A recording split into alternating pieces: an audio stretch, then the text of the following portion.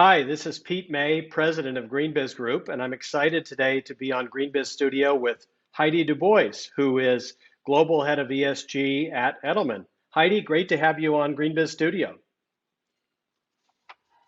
Thank you. I always enjoy Greenfin, so it's a pleasure to be here with you. That's great. So I've known you, I think, at a couple companies now. You did work in Yeah. sustainability at a couple corporations. You worked for the Society of Corporate Governance, which I'm sure everybody knows that's an organization for corporate secretaries. I actually didn't before I started working with you all. And then you've come into your recent role at Edelman. Talk to us a little bit about the arc of your career and how you ended up in this role. Sure. Believe it or not, it started in law school. I had very little knowledge That's a of what a bad start. corporation. That's a bad start. We don't. That sounds like a bad start, but it gets better. It gets better, right?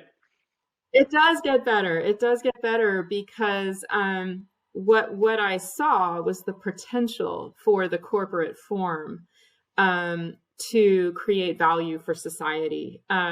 Yes.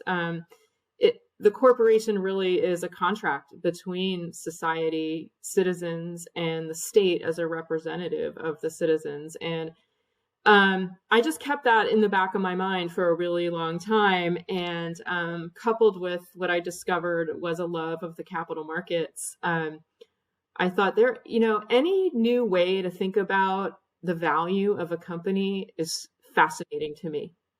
So that's where it all started. After working in a law firm, I did go to several different publicly traded companies, grew up with what is now called ESG, and decided that after 10 years, making this a go, making it work in corporations, I wanted to go back and help others along the path. Great. Yeah. So tell us about your role now at Edelman. What you're doing within the practice on ESG. Sure. So we view ourselves as a strategic advisory practice. We sit within the financial communications group at Edelman, and that is quite intentional.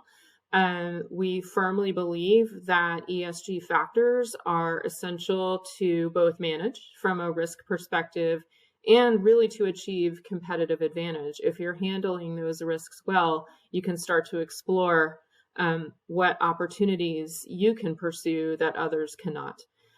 So we're really bringing together a set of very specific skills, business consulting, legal and regulatory background, deep ESG knowledge, and second to none storytelling, along with financial analytics. And I think that's where the field is headed. Yeah, and you did a session at Greenfin called "The Secret Life of ESG Data."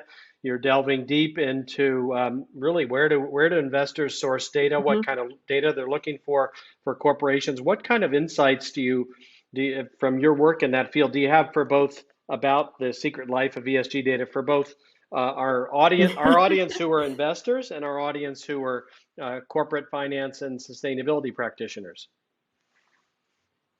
Sure. A lot is on Excel today, and the US is not as far along in systems and processes and controls as perhaps Europe. In our investor trust barometer, which Edelman conducts on a yearly basis, one of the findings was that a large majority of the 600 institutional investors that we surveyed globally do not believe that companies are prepared for regulation of ESG disclosure, which is a significant finding. My own recommendation is for the ESG professionals and the financial professionals internally build a really good relationship and jointly determine the best way to collect, review, vet whatever are the material data points that may end up being shared externally with all stakeholders, including investors. Yeah, interesting. So it seems like today we're on the quest for the perfect set of ESG data and the perfect tools to bring this together. And I'm wondering if this is a market in the early stages, in the formative stages. And you mentioned, for example, Europe's a little bit is farther out ahead of the U.S. As my last question, I'd love for have you tell us what is ESG data look, are we still talking about ESG data and the challenges with ESG data in 5 years, or where do you see this market heading? I do think we'll keep talking about it. We've had it, and in the U.S., I still believe is the strongest and most trusted financial market in the world. It's taken us quite a while to figure out what those metrics are and how to measure them. People still use non-GAAP financial measures as well alongside of GAAP. So this is going to, I think, be the same way. One of the things that I think about a lot is which regulatory bodies will lead this. The SEC is here to protect investors. That said, financial disclosure today is uniform across industries. ESG is quite different from that.